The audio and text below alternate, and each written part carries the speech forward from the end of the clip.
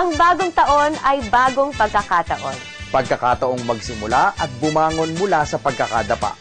Pagkakataong kilalanin ang magagandang nangyari at magpasalamat sa mga natanggap na biyaya. Pagkakataong suriin ang mga mali at hugutin ang tatag at baba ng loob upang ito ay tama. Hindi sapat ang sabihin kailangan natin ng pagbabago. May mga katangian ang Pilipino na maaari nating ipagmalaki sa buong mundo.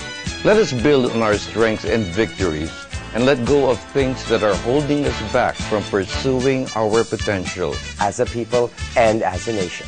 Naging puno ng pagsubok ang nagdaang taon, pero hindi maitatatwag puno rin ito ng mga tagumpay na nagpaningning sa mga katangian ng ating lahi. Ang bagong taon ay bagong pagkakataon. Buksan natin ang panibagong yugto ng ating buhay. Na may pananalig sa may kapal, pag-asa sa puso, pagpipitagan sa ating nakaraan at tiwala sa kinabukasan. Happy New Year mula sa MBN.